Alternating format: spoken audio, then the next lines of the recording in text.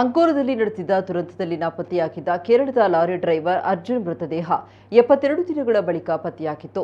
ಅರ್ಜುನ್ ಪತ್ತೆ ಕಾರ್ಯದಲ್ಲಿ ಎಲ್ಲಾ ಪ್ರಯತ್ನಗಳು ಸೋತಾಗ ಆಪದ್ಬಾಂಧವ ಈಶ್ವರ್ ಮಲ್ಪೆ ನದಿಯಲ್ಲಿ ಮುಳುಗಿ ಅರ್ಜುನ್ ಹುಡುಕಾಟವನ್ನು ನಡೆಸಿದ್ರು.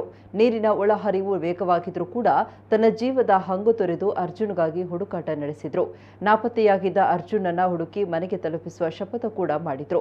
72 ದಿನಗಳ ಬಳಿಕ ಅರ್ಜುನ್ ಮೃತದೇಹ ಪತ್ತೆಯಾದ ಬಳಿಕ ಕೇರಳಕ್ಕೆ ಮೃತದೇಹ ತಲುಪಿಸಿ ಬಂದಿದ್ರು. ಇವರ ಈ ಸೇವೆಗೆ ಇದೀಗ ಕೇರಳದ ಜನ ದೊಡ್ಡ ಕೊಡುಗೆಯೊಂದನ್ನು ನೀಡಿದ್ದಾರೆ.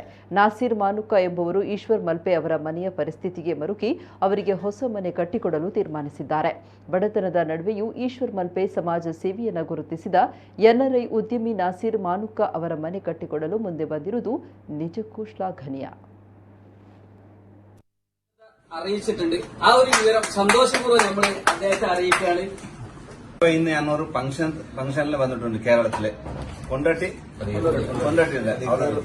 പ്രതികരണ ആ സമയത്തില് ഇവിടെയുള്ള നമ്മളൊരു അധികാരികൾ ഇവരെല്ലാം சொல்லிട്ടുണ്ട്.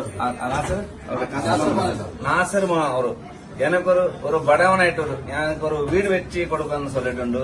അവർക്ക് ഇവിടെയുള്ള എല്ലാവർക്കും അവർക്ക് പിന്നെ ഞാൻ കഴിക്കുമ്പോൾ ഞാൻ കഷ്ടത്തിലുള്ള ആൾക്കാർക്ക് നമ്മളെ ഈ കേരളത്തിലെ ഉള്ള ആൾക്കാർ ഞാൻ വേലയല്ല, അത് എന്റെ കർത്തവ്യം. അത് ചെയ്ത് ഒരു സമാജ സേവക എന്റെ വീട് ചിന്നതായിട്ട് എന്റെ കുട്ടികളെ കണ്ട് ആ 3 കുട്ടികൾ അങ്ങനെ ഉണ്ട്. അതിനെ അവർ എനിക്കൊരു ചിന്ന വീട് കട്ടിക്കൊരു ഇതൊക്കെല്ലാം അവർക്കെല്ലാം നല്ല ഓട്ടെന്ന് ഞാൻ കേൾക്കും. നാസിർ അവർക്കെല്ലാം.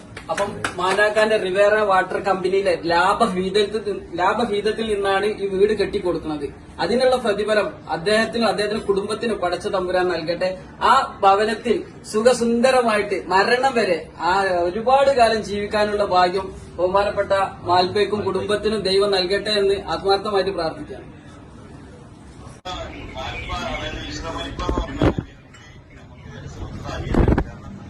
ചെയ്യാൻ കഴിയാത്ത കാര്യങ്ങളാണ് അദ്ദേഹം നാട്ടിൽ ചെയ്തുകൊണ്ടിരിക്കുന്നത്. എവിടെ അപകടങ്ങൾ